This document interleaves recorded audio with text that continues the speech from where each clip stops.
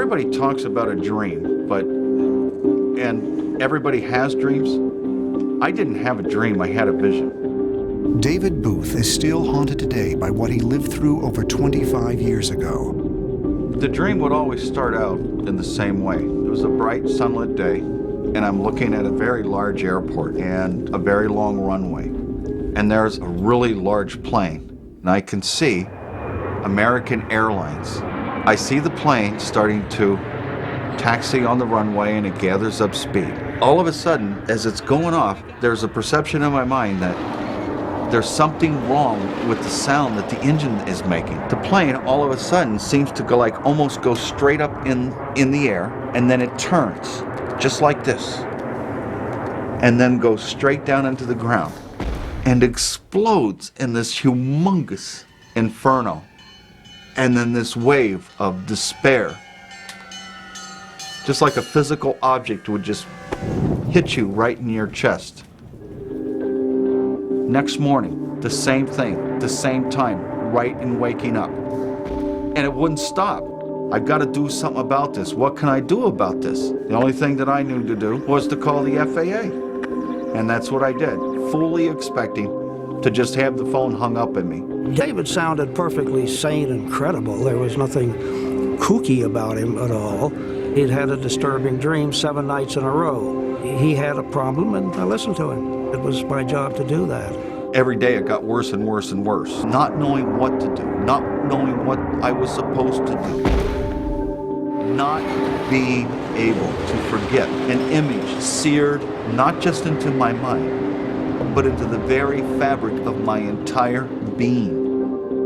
Well, I would talk to him and listen to him. David's dream didn't give you enough information to do anything with. It didn't give a location, it didn't give a flight, some numbers which didn't make any sense. And I said, well, thank you. There's nothing we can do about it, but thank you for the information. May 25th, 1979. I knew I'll never have this dream again. It's going to happen soon. On Friday morning, he called again to our Cincinnati office, and then he patched back into me and said he'd now had the dream 10 nights in a row. Got up, went to work. I was at work for 15 minutes when the phone rang. Dave, I'm sorry to tell you, American Airlines DC-10 just crashed an hour ago on takeoff. Nobody survived.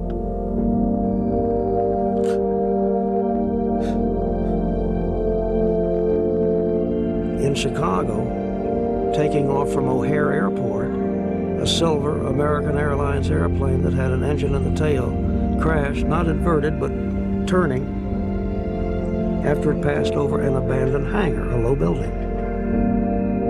It hit me as to how accurate he was. What he dreamed was, in fact, basically what happened. You've got to experience that to understand how eerie it is. I still think about, and I always still wonder, was there anything else that I could have done?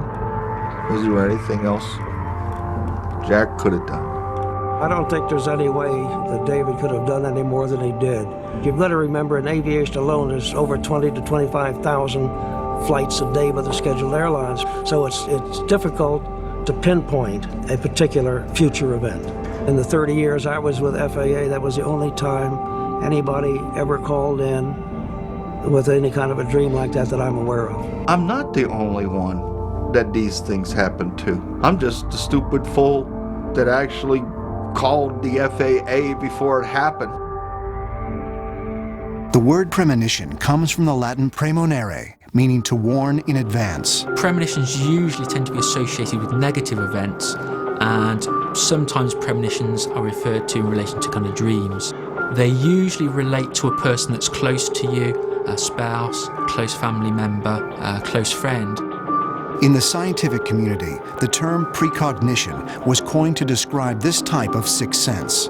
Precognition is basically obtaining information about future events, not through the normal senses and not through kind of logical inference, so not by problem solving or guessing.